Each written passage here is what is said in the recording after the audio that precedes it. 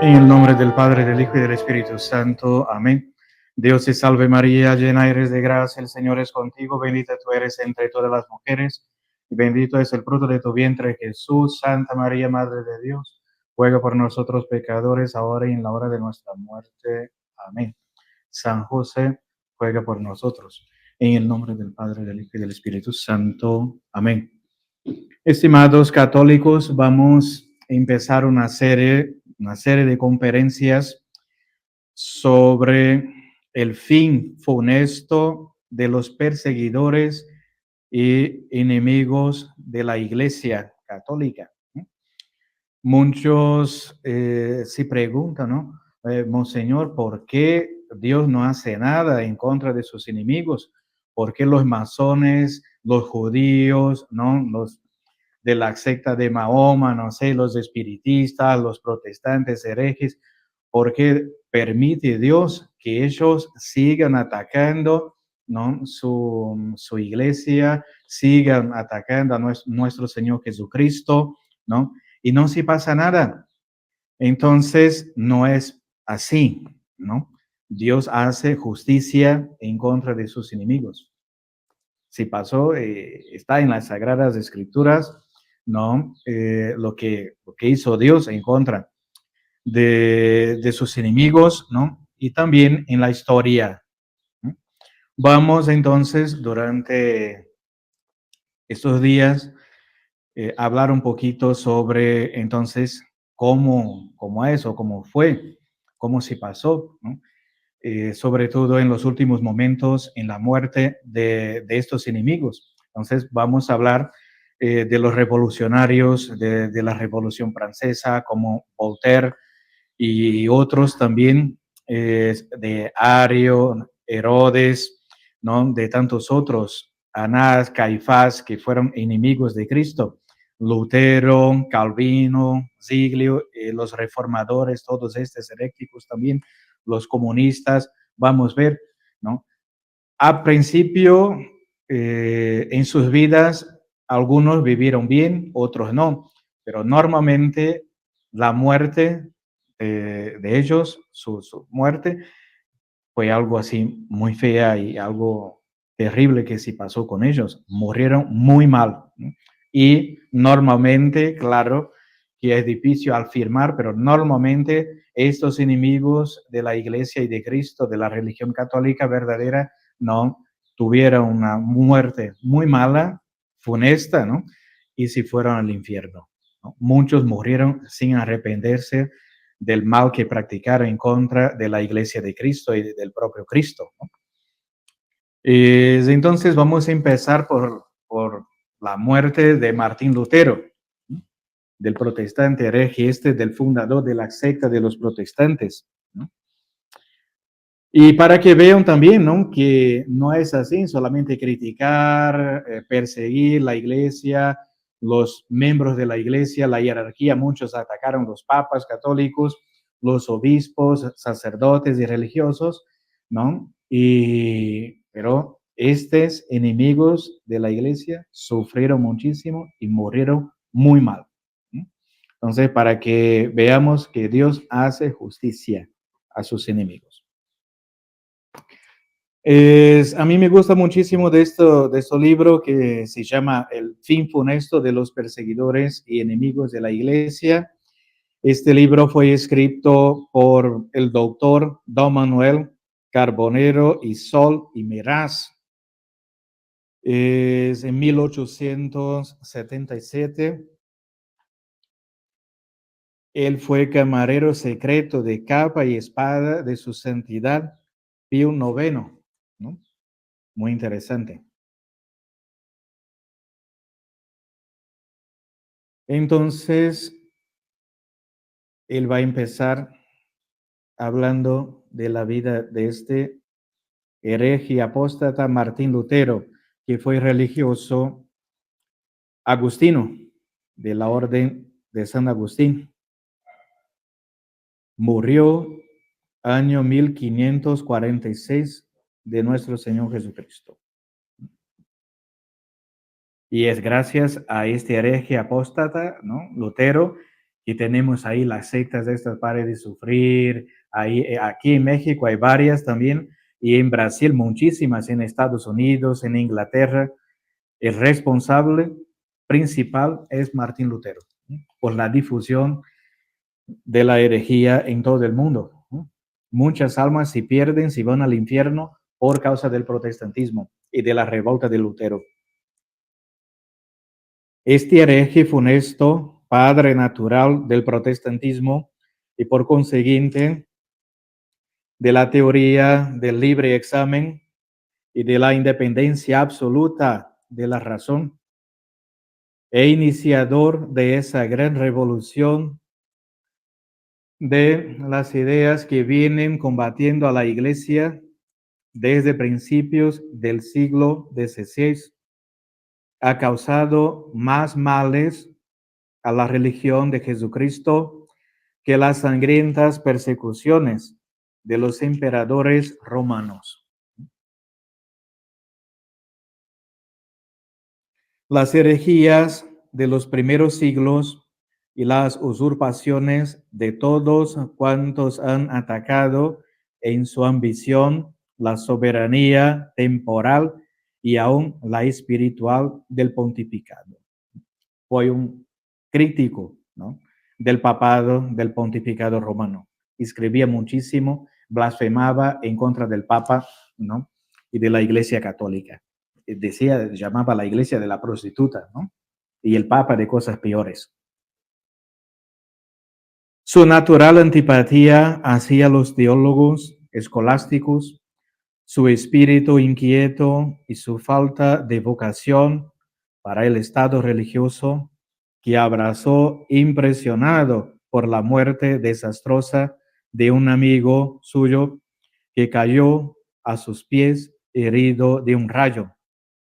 Fueron las causas que le impulsaron en sus errores, llevándole hasta la apostasía de su religión y de su estado, y a caer y a echar los cimientos de la herejía protestante. Durante algunos años vivió tranquilo en el seno de la Iglesia Católica, observando una conducta intachable y empleándose en ejercicios de piedad y de penitencia, como lo confiesa él mismo y lo confirman otros escritores católicos contemporáneos suyos. La casualidad le hizo tomar el empeño de erigirse en reformador de la Iglesia, engolfándose en él cada vez más sin advertirlo siquiera. El luterano Timoteo Kesmer, en su Tesaurus, cita las siguientes palabras de Lutero: caso non voluntate inistas turbas incirit, deum ipsum testor, que confirmó también el mismo Lutero diciendo: inicio evangelii cum Deus inanc ut dica factionem preter meam voluntatem per mirabilis occasiones me involveret. El calor con que defendió su opinión sobre las indulgencias, cuya publicación en Alemania había encomendado el sumo pontífice a los dominicos, fue el primer paso de su apostasía, siendo arrastrado después de error en error hasta su completa caída por la soberbia y la envidia que constituían su carácter. Siempre vemos, ¿no?, que en los enemigos de la iglesia, los que atacan la iglesia o los miembros de la iglesia, tienen todas estas características, ¿no? Envidia, soberbia, ¿no? Y así empieza, ¿no?, su caída, como Lucifer, ¿no? Es el pecado de Lucifer, soberbia y desobediencia. Su orgullo era tal que no respetaba ni aún a sus mismos sectarios, a quienes trataba con irritada altanería.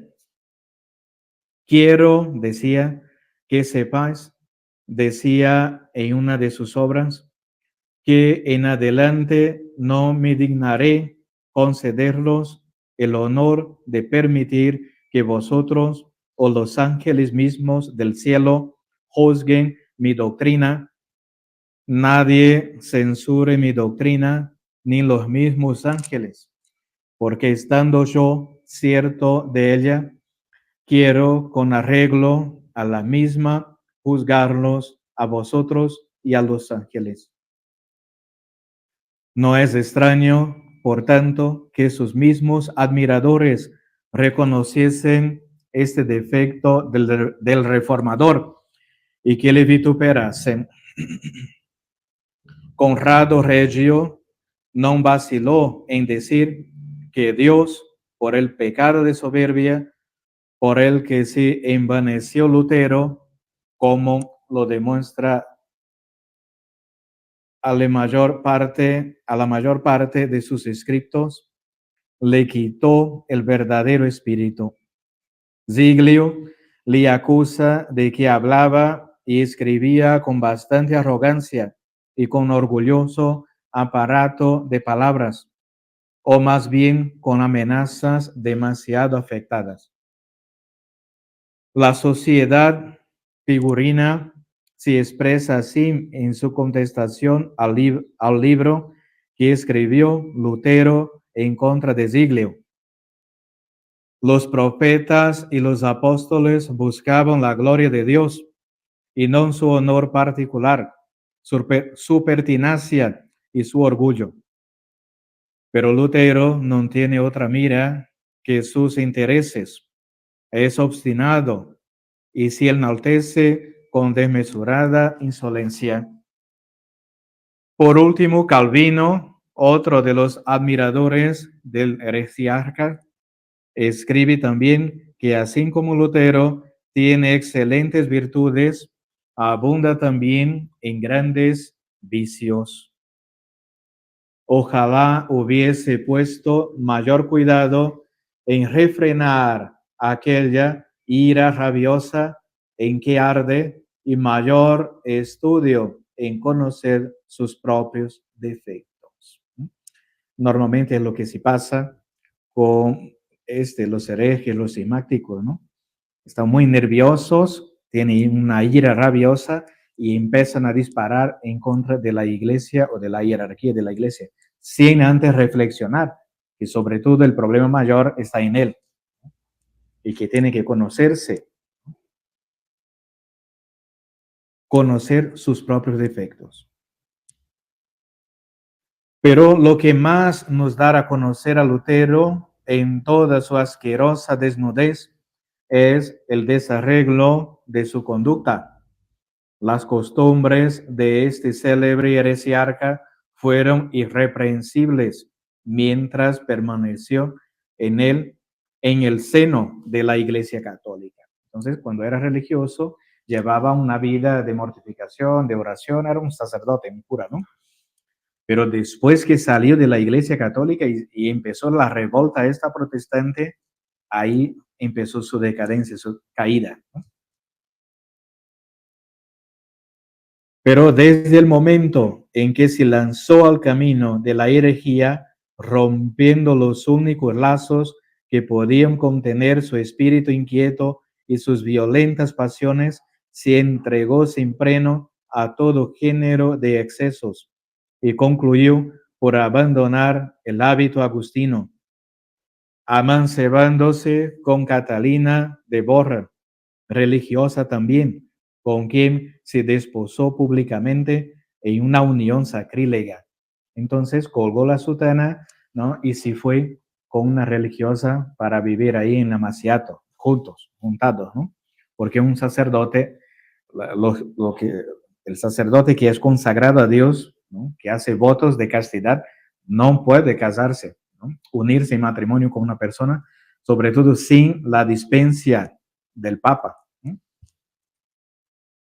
Y vemos que es así, ¿no? Cuando uno se aleja de la iglesia, aléjase de los sacramentos, de la vida de oración, ¿no?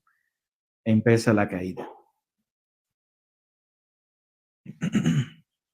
La vida de Lutero, dice el padre Perrone, después de su apostasía, fue la de un epicúreo, dada enteramente a la crápula y a los placeres, de suerte que cuando se quería pasar el día en una orgía, salía a decirse, hoy viviremos a la luterana. Pero Lutero, lejos de contentarse con dar rienda suelta a sus pasiones, trató de justificar sus excesos, sosteniendo que nadie podía abstenerse de los placeres sensuales, así como nadie podía subsistir sin tomar los alimentos indispensables y sin satisfacer las demás necesidades de la vida. Una vida no, sin reglas. Así es el protestantismo, las sectas protestantes, ¿no? No hay ayuno, no hay penitencia, no, ¿no? Todos tienen una vida ahí liberal, hace lo que tienen ganas, ¿no? Casan y recasan y abandonan el divorcio, son masones, ¿no? Son, pertenecen a sociedades secretas, todos son borrachos, drogaditos, todo está ahí en el protestantismo, ¿no? Porque uno ya está salvo, ¿no? No, me voy al cielo porque yo acepté Jesucristo, tengo mi Biblia aquí, entonces ya yo soy, ¿no? Ya estoy con Cristo, me voy al cielo y los otros son pecadores, los que no son protestantes y van al infierno. La predestinación, ¿no? Nosotros, los protestantes, estamos predestinados al cielo y la salvación, y los otros, los católicos, los malos, están ya en el infierno. Y nosotros podemos hacer cualquier cosa porque ya estamos salvos. Cristo ya murió por nosotros, derramó su sangre por nosotros, entonces se apagó ya los pecados y podemos llevar una vida mundana. No hay ningún problema.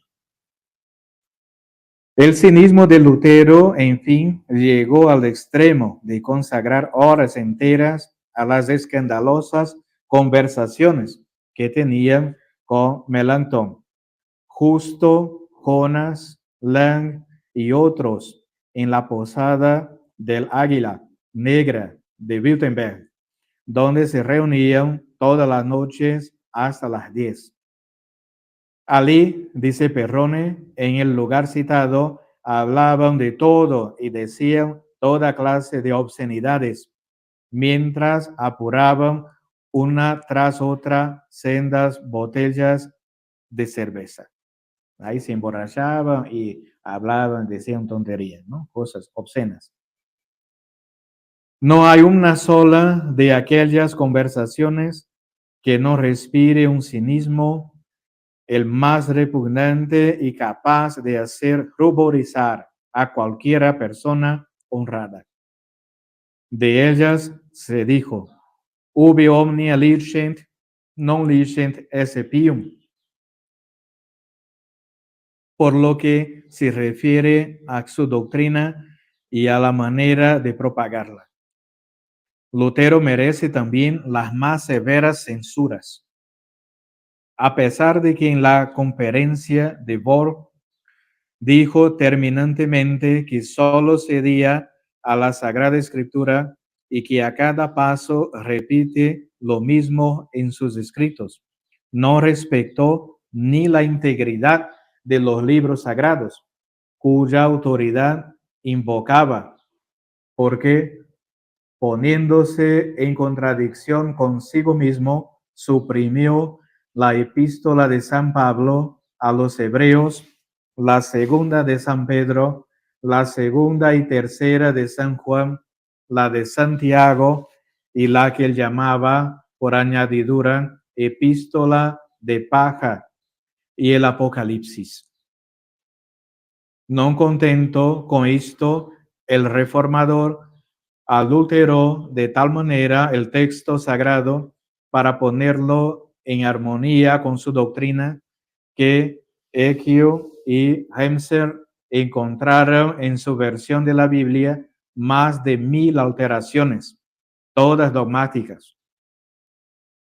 El mismo Giglio le echó en cara este defecto, llamándole sin rodeos corruptor y pervertidor de la Sagrada Escritura.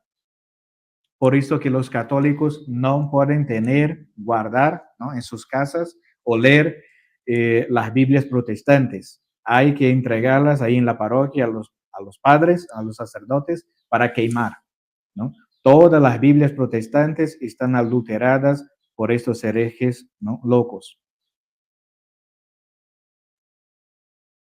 Es más, hasta se atrevió el iracundo heresiarca a acusar de error a los mismos apóstoles en punto a la doctrina.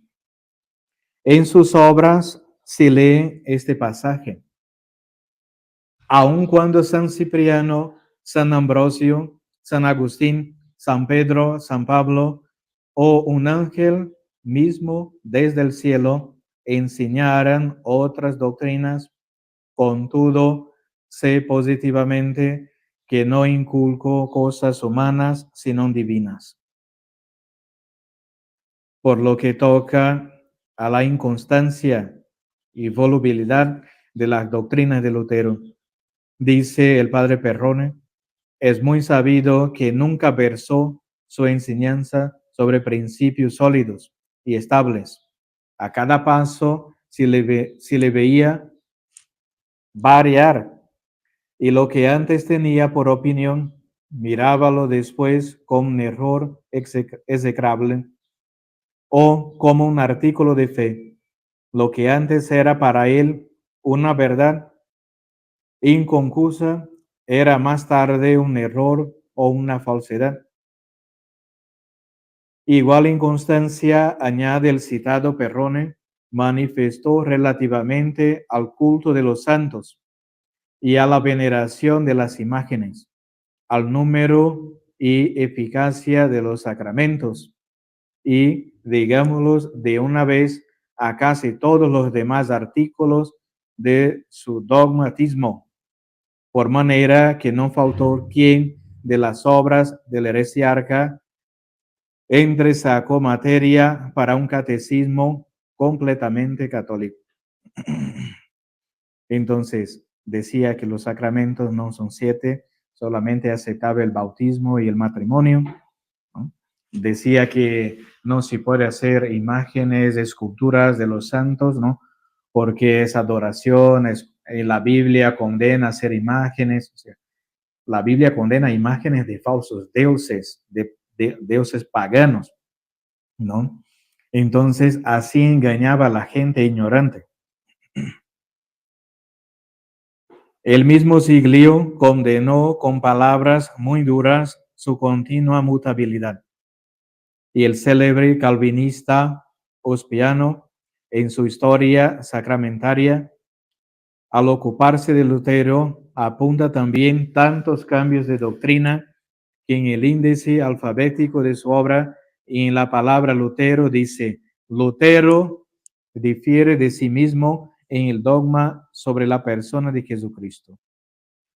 Su inconstancia en la doctrina, de los errores y causas de su inconstancia, su opinión acerca de la cena, primera, segunda, tercera, cuarta, quinta, inconstancia relativamente a la cena, inconstancia acerca de la comunión con una sola o con ambas especies, inconstancia acerca de la comunión de los impios, acerca de la concomitancia, acerca de la elevación del sacramento, acerca de su adoración, etcétera, etcétera. Con razón, pues, dice el padre Perrone, que puede decirse muy bien que Lutero solo fue constante en su perpetua inconstancia. Así se pasa con las sectas protestantes. Uno enseña una cosa, otro dice otra cosa, y no, porque la verdad está aquí, está allá, cada uno tiene su doctrina propia y cambio de doctrina. un desastre, ¿no? Es un manicomio las sectas protestantes, ¿no? Una locura. A pesar de todos estos defectos, Lutero logró seducir con su diabólica elocuencia a una gran parte de Alemania y a muchos príncipes cristianos que protegieron su rebeldía contra la autoridad de la iglesia y siguieron sus doctrinas. No reconocía autoridad en los concilios, ni en los papas, ni en los obispos, condensando todas sus herejías en esta, antes turco que papista. ¿No? Y vemos así muchos, ¿no? Que atacan el clero, ¿no? Los papas verdaderos, los obispos, ¿no? Los sacerdotes, todos estos que atacan, ¿no? El clero y la iglesia tienen, ¿no? Un pie al menos, ¿no? O pasaron por estas sectas protestantes. De ahí viene la inspiración del ataque a la iglesia y atacar el clero católico, ¿no? Del protestantismo o de las sectas masónicas, ¿no? Revolucionarias, que tienen odio al papa, odio al clero, no son anticlericales, están en contra del clero. La Facultad de Teología de París y los claustros de otras muchas universidades célebres por la sabiduría de sus doctores y por su autoridad científica condenaron sus errores y el Papa León X le excomulgó. Pero Lutero continuó propagando sus errores y vertiendo en sus escritos injuriosas invectivas y hasta términos groseros y aún deshonestos contra la iglesia de Jesucristo. Mas no quedaron impunes tantos sacrilegios y tanta blasfemia. Esto que vamos a ver, ¿no? Pero ¿cómo que Dios permite esto, no? Que estos locos sigan ahí disparando en contra de la iglesia, hablando todas las cosas malas, y no se pasa nada, siguen ahí tomando ahí en las orgías, ahí en la prostitución, en la buena vida, ¿no? Pero ¿es así o no? ¿O Dios castiga estos malos? ¿No? Vamos a ver. Él mismo nos revela sus dolores, el propio Lutero. En una de esas noches despejadas y serenas, en que las estrellas lucen con su dulce resplandor, conversaba el apóstata Lutero con Catalina de Borra, cuando, fijando a esta su vista en el cielo, dijo: «Ved cómo brillan las estrellas». Lutero levantó los ojos y exclamó: «Oh, la luz viva no brilla para nosotros». ¿Y por qué? Preguntó Catalina. ¿Estamos privados acaso del reino de los cielos? Lutero, suspirando, contestó: es posible, en castigo de haber abandonado nuestro estado de vida, ¿no? Él era sacerdote y ella era monja. Lutero respondió: es demasiado tarde. Perdón. ¿Será preciso volver a él? Le preguntó Catalina, ¿no? ¿Será que es necesario? Entonces, si estamos privados de la visión de Dios, del cielo, entonces tenemos que regresar al convento, ¿no? Y abjurar de las herejías, ¿no? Que seguimos. Y Lutero respondió: es demasiado tarde. El carro está muy atascado. Y cortó la conversación.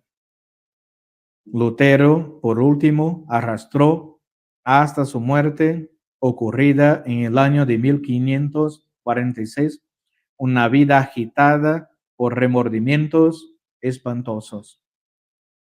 Su alma era un infierno anticipado y continuamente creía ver numerosas legiones de espíritus infernales que le perseguían. Ya en vida los demonios ahí lo querían llevar ahí al infierno. agitado día y noche por los más funestos presentimientos, su conciencia, ¿no? Y sin ninguna fe en su nueva doctrina, solo se le oía nombrar a todas horas a Satanás. Lo invocaba, lo llamaba, ¿no?